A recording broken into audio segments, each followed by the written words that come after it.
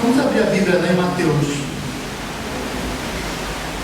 Mateus capítulo 19, a partir do versículo 16 ao versículo 22.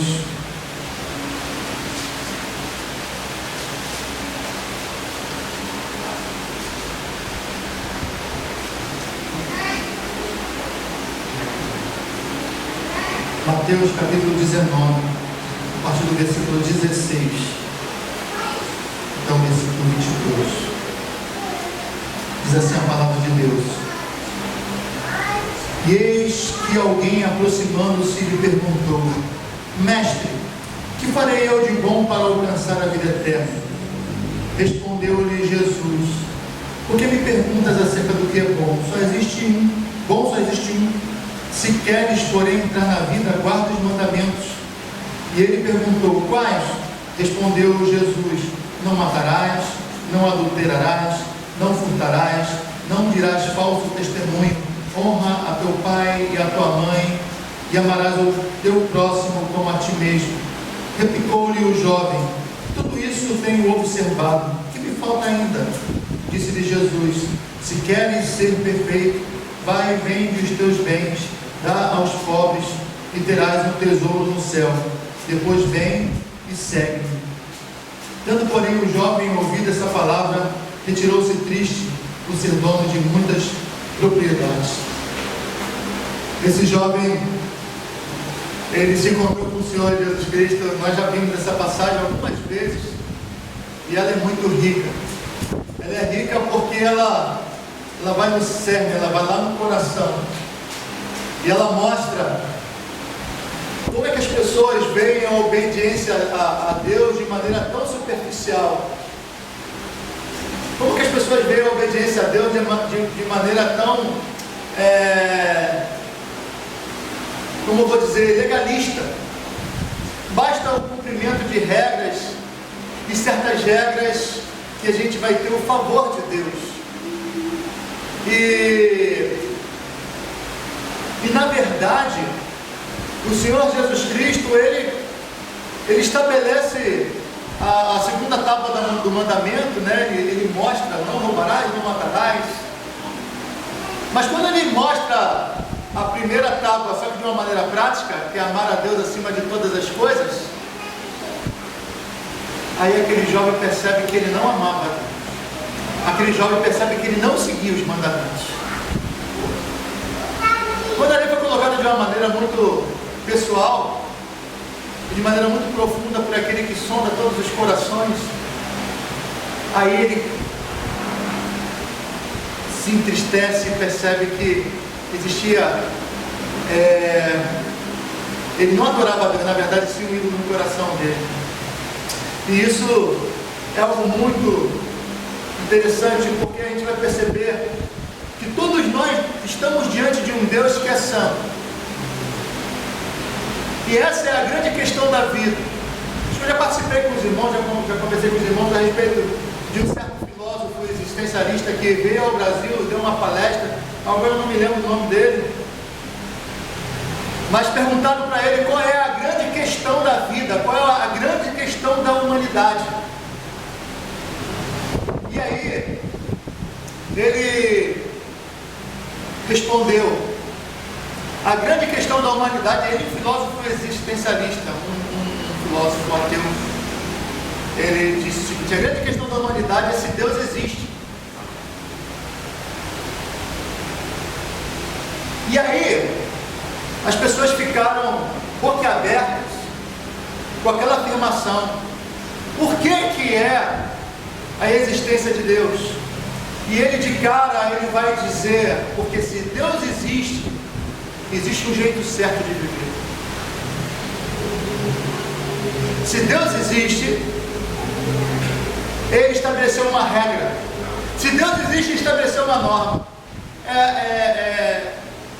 Quando a gente volta para as Escrituras Sagradas e a gente vai lá para o Gênesis e a gente começa a observar Deus criando todas as coisas, aí Ele cria o ser humano e Ele estabelece uma lei para Adão. Desde a criação existe lei. Essa lei era que estabelecia a aliança.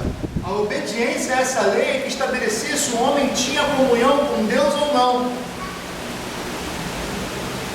Se ele estava, de fato, obedecendo a Deus e seguindo as normas de Deus, ele permaneceria ali no paraíso para sempre. Mas se ele desobedecesse e quebrasse, certamente morreria. Foi isso que o Senhor Deus disse para ele.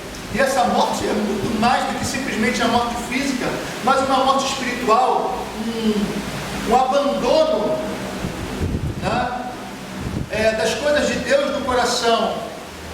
Haveria de ser uma queda, haveria de acontecer algo, não apenas nas circunstâncias em que Adão estava vivendo, mas haveria de acontecer algo na vida dele, no ser dele, no coração dele. Ele se tornou pecador porque pecou, mas a partir do pecado ele passou a pecar porque era pecador. E assim somos nós. Assim somos nós. Nós pecamos porque somos pecadores. E aí, quando a gente lembra do que nós tratamos hoje pela manhã e na semana passada aqui, nós vimos que o nosso único consolo na vida e na morte é ter a Deus, é pertencer a Deus. Não é isso? Mas como é que nós vamos viver isso? Como é que nós podemos viver essa vida abundante que Deus promete? Era sobre isso que eu queria falar, não apenas hoje, mas nos domingos que se seguem, porque existem algumas coisas que a gente precisa saber, né? O que a gente precisa saber para viver e morrer nessa consolação que existe na presença de Deus. E a gente vai aprender que a primeira coisa que a gente precisa aprender é como são grandes os meus pecados. Mais do que isso, pecado e miséria. A gente precisa aprender de que modo nós somos libertos desse pecado. E nós precisamos aprender como nós devemos ser gratos a Deus por essa libertação. Mas isso é na trilha daqui para frente. Mas hoje, e nesse domingo e os próximos, eu queria que a gente respondesse essa primeira pergunta aqui. Como são grandes, né, os nossos pecados? Como é grande o nosso pecado? Como é grande a miséria do homem? Se você não tiver noção da grande pecaminosidade do homem, você não vai ter noção da grande graça que existe em Cristo Jesus.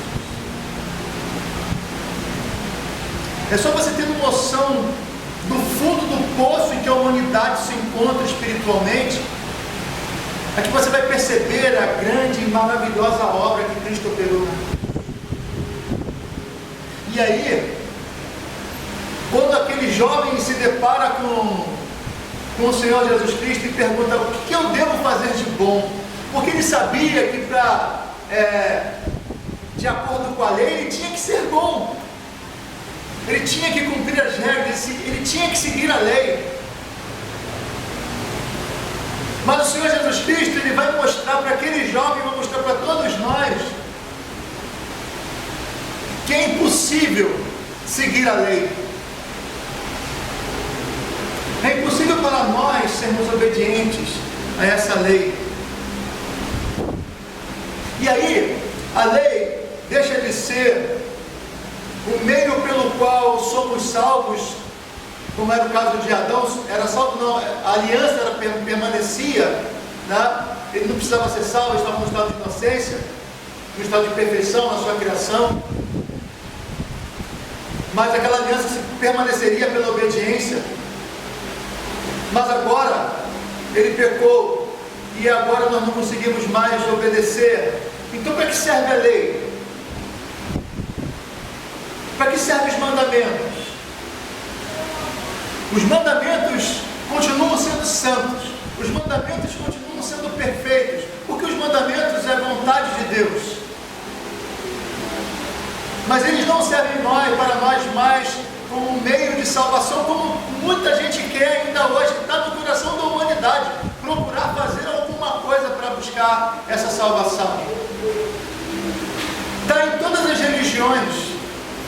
Você seguir ritos, você seguir normas, leis, regras, cerimônias, para você conseguir alcançar ao Deus que a pessoa crê. Mas a gente vai perceber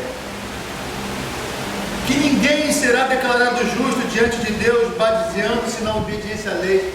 É isso que o apóstolo Paulo vai dizer lá em Romanos capítulo 13, versículo 20. Para que serve a lei? Para que serve a lei? A lei serve para que nós possamos identificar o quão pecadores nós somos. A lei serve para você perceber o quanto você precisa de Jesus. Esse é o primeira função da lei. Mostrar o quão pecadores nós somos. E aí, o Senhor Jesus Cristo, Ele vai dizer o seguinte: o que a lei exige de nós? O que a lei exige de nós? Obrigado.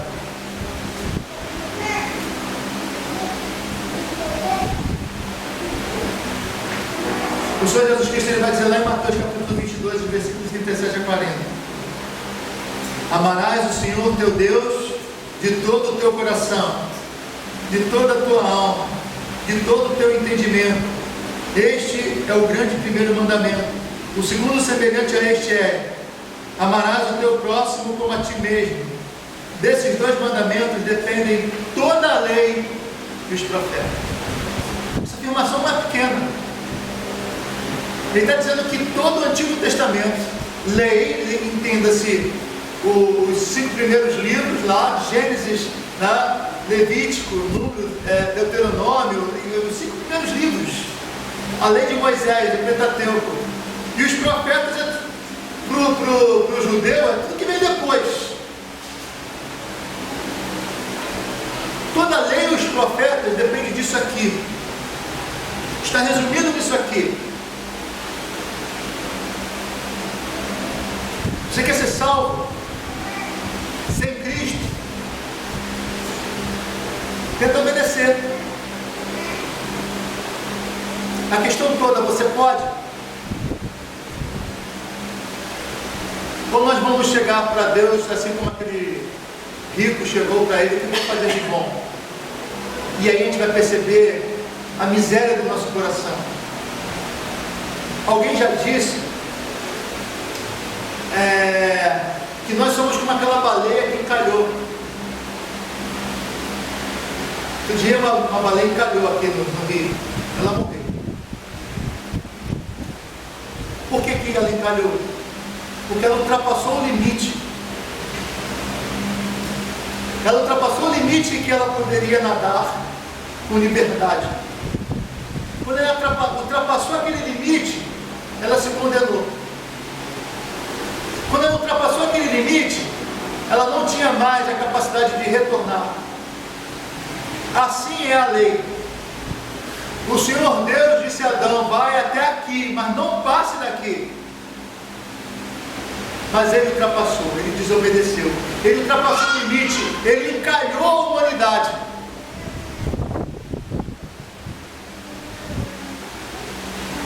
E o que é interessante é que as pessoas estavam lá, amarraram a baleia, arrastaram, tentaram o rebocador, tentaram um monte de coisa. Ela ficou lá. As pessoas não conseguiram tirar ela de lá. E ela morreu. E aí nós estamos tentando sair dessa situação. Toda vez que você vê alguém dizendo para você assim, como aquele jovem: o que devo fazer de bom para alcançar a vida eterna? Lembra dessa baleia. E está igualzinho. Lembra dessa baleia que encalhou. Sempre que você você vê alguém buscando religiosidade, buscando cerimônias para alcançar a graça de Deus, lembra dessa baleia que encalhou? O Senhor, Ele é muito claro. E aí, eu queria ler um texto, ele é um pouco mais extenso, está lá em Romanos capítulo 7, nós tratamos dele, já quando pregamos em Romanos todo, a partir do versículo 7, vai dizer assim, Romanos capítulo 7, a partir do versículo 7. Que diremos então? A lei é pecado? De maneira nenhuma. De fato, eu não saberia o que é pecado a não ser por meio da lei.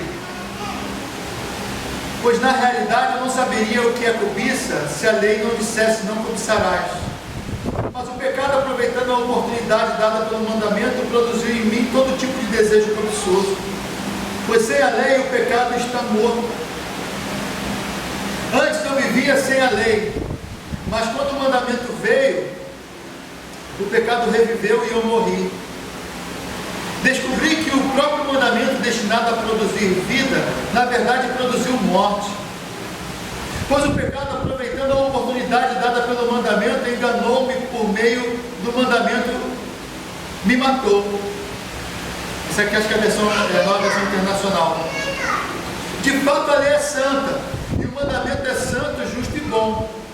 Então, o que é bom se tornou em morte para mim?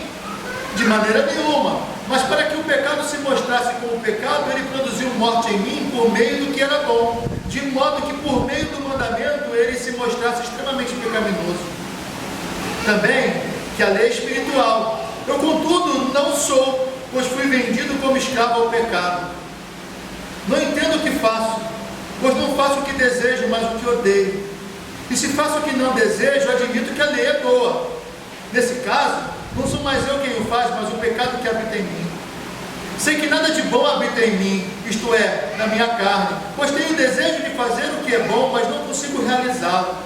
Pois o que faço não é bom, não é o bem que desejo, mas o mal que não quero fazer. Esse continuo fazendo. Ora, se o faço, não quero. Ora, se faço o que não quero, já não sou eu quem o faz, mas o pecado que habita em mim. Assim, encontro esta lei que atua em mim. Quando quero fazer o bem, o mal está junto a mim. Pois no íntimo do meu ser, tenho prazer na lei de Deus. Mas vejo outra lei atuando nos membros do meu corpo, guerreando contra a lei da minha mente, tornando-me prisioneiro da lei do pecado, que atua em meus membros. Miserável homem que sou, quem me libertará do corpo sujeito a esta morte? Graças a Deus por Jesus Cristo nosso Senhor, de modo que com a mente eu próprio sou escravo da lei de Deus, mas com a carne da lei do pecado. O que Paulo está colocando aqui, de uma forma geral, está dizendo: Deus nos deu uma lei, nós deveríamos seguir essa lei. Deveria ser fácil para nós seguir essa lei, mas não é. E por que não é? Por causa da desobediência, por causa da natureza corrupta que nós temos. É por isso que o Casimiro vai dizer que nós estamos em pecado e miséria. Para esse texto: miserável homem que sou. Por que eu sou miserável? Porque eu sei que a lei é boa, eu sei que a lei é de Deus, eu sei que a lei é santa, eu sei que eu devo seguir essa vontade de Deus, mas eu não consigo, porque eu tenho na minha carne a lei do pecado. Lei é algo que nos força, lei é algo que nos obriga. E Paulo, esse texto é um texto complexo, as pessoas vão discutir se Paulo está falando dele enquanto judeu, né? Ou se está falando dele naquele momento. Ele já, os teólogos vão se dividir nesse texto aqui, mas independente disso tudo, o que mostra é que se eu sei que eu devo seguir a lei, então eu estou dizendo por essas certezas que eu devo seguir a lei, de que a lei é boa. Eu não tenho que seguir a lei? Eu tenho que roubar, matar? Não, a lei diz: não roubarás. Não roubarás é bom? Essa lei é maravilhosa. Não roubarás. Nós cremos nisso. Não matarás. Essa lei não é boa? Essa lei é maravilhosa. Nós matamos? Matamos. O Senhor Jesus Cristo diz: aquele que odeia o irmão, no seu coração já o matou. E quantas vezes nós descumprimos esse mandamento? Quantas vezes? O tempo todo. Quantas vezes nós não tratamos o irmão como deveríamos tratar? Quantas vezes nós cobiçamos alguma coisa? Quantas vezes nós somos tentados e cedemos a essa tentação?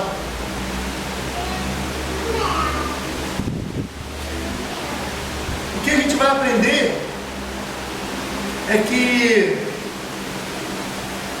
nós não conseguimos guardar perfeitamente a lei. Nós somos, por natureza, inclinados a odiar a Deus e ao próximo. É isso que as Escrituras dizem. Paulo, em Romanos, ele desenvolve essa teologia de maneira muito profunda. Ele vai dizer, Romanos 3, versículos 10 a 12: não há justo, nenhum sequer, não há quem entenda, não há quem busque a Deus. Todos se extraviaram e a uma se fizeram inúteis. Não há quem faça o bem, não há nenhum sequer. Talvez você esteja identificando esse texto já como alguém que foi alcançado por essa graça, que você já entregou sua vida a Jesus. Mas se nós olharmos para o capítulo 7, o apóstolo Paulo, é por isso que eu sempre tenho uma tendência de pensar em Paulo naquele capítulo 7 como sendo ele já apóstolo, ele falando dele mesmo. Por que eu penso nele dessa forma? Porque quando ele fala aquilo tudo, lá no final ele diz: graças a Deus por nosso Senhor Jesus Cristo. Então ele faz uma análise da própria vida dele, e ele vai dizer que todo o ser dele, tudo aquilo que ele é, depende tão somente do que Cristo fez na cruz. Porque se fosse depender dele, a lei do pecado que habita nele venceria. Mas o Cristo que habita nele agora pelo poder do Espírito Santo cumpriu a lei. Então ele agora, Paulo, ele é justo porque ele foi justificado, porque a justiça que está nele não é mais a justiça dele, mas a justiça de Cristo, que foi colocado na conta dele, que foi imputada na vida dele, para que ele agora pudesse dizer: eu sou justo. Não porque agora eu sou perfeito, porque eu continuo pecando, continuo falhando, buscando melhorar, mas continuo nos meus pecados. Mas a justiça de Cristo, daquele que cumpriu a lei, daquele que morreu na cruz, daquele que foi obediente até a morte, essa justiça agora é colocada na minha conta e na conta de todo aquele que crê. Mas mesmo assim, ele continua na luta, na carne, continua militando contra o Espírito. Então a função da lei é mostrar que somos pecadores.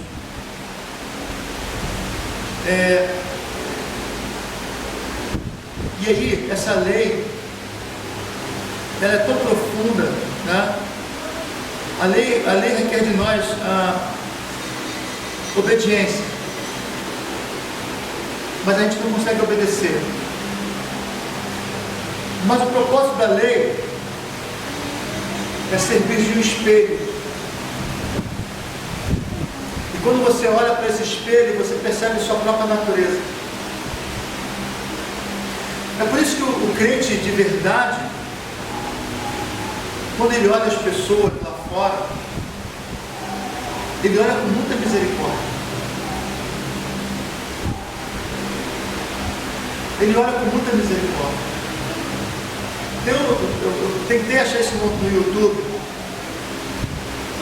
Eu vi esse vídeo uma vez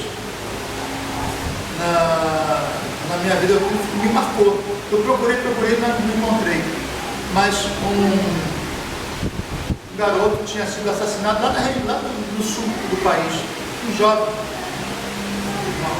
não sei se era adolescente, alguma coisa assim. E a família ficou arrasada, estarrecida.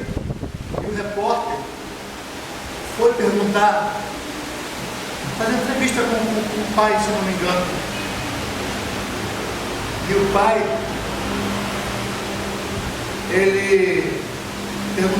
perguntaram se ele perdoava aquela pessoa que matou o filho. Não me lembro se era o pai, se era o tio, não me lembro agora. Ele diz: eu perdoo porque aquela pessoa apenas correspondeu ao estado em que o coração dele se encontrava. Ele praticamente citou a doutrina da pecaminosidade humana. Ele disse que aquela pessoa estava a natureza daquela pessoa era pecaminosa, que aquela pessoa precisava da misericórdia de Deus.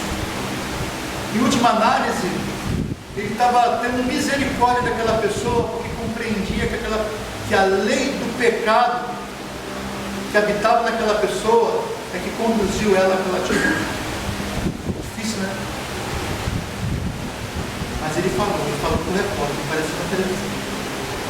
E ele foi, assim, criticado, porque o que as pessoas esperavam? As pessoas esperavam o que se ouve que todo mundo aí, eu quero justiça. Não que aquela pessoa não tenha que ser presa, não tinha que ser presa, tinha que ser presa, mas as pessoas esperam essa resposta: eu quero justiça, né? Eu quero que aquela pessoa, e assim vai, ela quer expressões de ódio. A lei do país ela tem que ser rígida, ela tem que ser firme, mas se a lei do país, a questão é a lei do país é uma coisa e o coração do homem é outra. Como que a gente reage com a mãe? Esse vídeo está aí, para quem quiser ver. A mãe falando com o assassino do filho, ela perdoando o assassino do filho. Ela perdoou, mas ele foi preso. Porque uma coisa, outra coisa, são coisas diferentes. Ele por causa daquele assassinato, ele tem uma dívida com a sociedade. Então, isso nos remete à lei maior que a lei de Deus. A humanidade tem uma dívida com essa lei. Percebe? A humanidade tem uma dívida com a lei de Deus. A humanidade está condenada. E Deus, que não pode negar-se a si mesmo, Ele não muda a vontade dele, Ele não muda a lei dele. Então o salário do pecado é a morte. Mas ao mesmo tempo, desse Deus que tem caráter santo, justíssimo, Ele também é misericordioso e um Deus de amor. Mas Ele não pode negar-se a si mesmo. Então o que Ele faz? Ele assume o ônus que a própria lei que Ele criou exige. Ele vai e envia o seu Filho. E o seu Filho cumpre a lei que o Pai estabeleceu, e o Filho recebe em si mesmo a punição que nós merecíamos. Então, todos aqueles que estão debaixo da condenação dessa lei, que olham com fé para Jesus Cristo, têm em si mesmo a sua pena paga por causa do que Cristo fez na cruz. Ele nos substituiu. Essa é a grande mensagem do Evangelho. Essa é a grande mensagem da cruz. Então, qual é o estado da humanidade? O estado da humanidade é de pecado. A natureza da humanidade é pecaminosa. As pessoas, existem graus de bondade na sociedade, mas a pessoa mais bondosa da sociedade, se não crê em Cristo, aos olhos de Deus está morta em delitos e pecados. É essa que é a condição da humanidade. que as nossas justiças são para Deus como trapo de imundícia, diz o profeta Isaías. Que não há ninguém que siga a Deus. Que as pessoas que fazem coisas boas lá fora, e essas coisas boas são boas em si mesmas, para o bem da sociedade, para o bem das pessoas, mas essas coisas boas não são boas para Deus, porque elas não são feitas para a glória de Deus, que são feitas por corações que não amam a Deus. Então essas pessoas que fazem coisas boas nas ONGs que existem por aí, ação social que existe por aí, elas devem ser louvadas pela sociedade, mas jamais serão por Deus.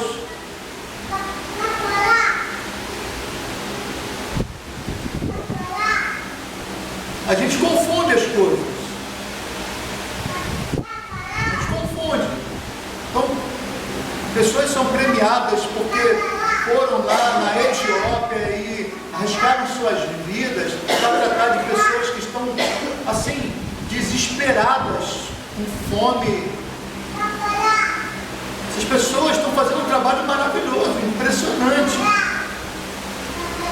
Elas merecem o louvor da sociedade, a ONU tem que dar um prêmio para elas, não resta a menor dúvida.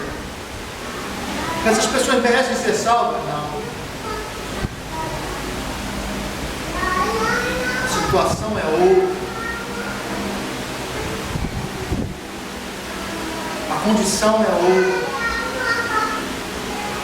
O coração continua corrupto. A natureza continua caída.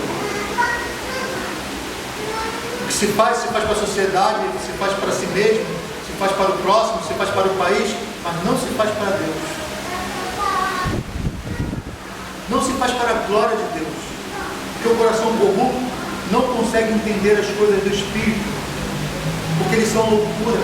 Porque coisas espirituais se discernem espiritualmente, diz o apóstolo. Elas não fazem para Deus, porque não conseguem conceber Deus, porque não conseguem perceber Deus, porque não tem o Espírito Santo no coração, porque não são regenerados, porque não nasceram de novo. Os seus olhos são naturais, os seus olhos não são espirituais. As coisas mudam. A lei, ela vai no cerne do coração. A lei te condena.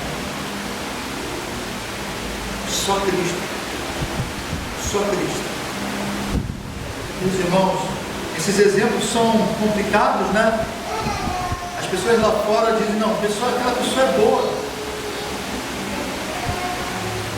Ah, tudo bem, ela é excelente em relação a mim. Em relação a mim, ela pode ser sensacional. Mas o problema é que você não vai ser salvo porque você é melhor do que eu. O padrão de santidade é outro. O padrão estabelecido é o padrão divino, daquele que até os céus são impuros aos seus olhos, diz a palavra. Então, queridos irmãos, todo mundo que está aqui são pessoas que conhecem o Evangelho. Quando vocês forem pregar o Evangelho, comece pela lei. Comece perguntando para aquela pessoa, para tentar descobrir como é que é o coração dela. No caso daquele jovem rico, o Senhor Jesus Cristo fez um diagnóstico ali e mostrou qual era o estado do coração dele. Aí você pergunta clássica, né, do evangelismo explosivo: se você morresse hoje e Deus perguntasse para você por que eu deveria deixar você entrar no meu céu, o que você responderia? Essa é a pergunta que tenta investigar o coração. Senhor, eu fui à igreja todos os domingos, eu fui mais presente na igreja do que ausente, não fumava, não bebia, era um crente sensacional, todo mundo me elogiava, até pregava. Apartai-vos de mim, vós que praticais a iniquidade. Se toda a sua vida você confiou confiou em si mesmo. Você confiou na sua religião. Agora, se quando você chegar na presença de Deus e Deus perguntar por que eu deveria entrar, deixar você entrar no meu céu, você responder: Senhor, eu não mereço o teu céu, a não ser por causa da obra do teu Santo Filho no meu lugar. Eu só confio nele. Ele é a única porta de entrada. Ele é o único caminho. Ele é a única verdade. Ele é a vida. Vinde benditos. E é aí que nós recebemos essa palavra maravilhosa de Cristo. Vamos orar nesse momento. Eu queria que nós tivéssemos duas orações voluntárias diante de Deus agora, clamando a Ele perdão pelos pecados, agradecendo a Ele por essa graça maravilhosa, porque nós estamos num estado de pecado tão grande, mas Cristo nos libertou. Duas orações voluntárias.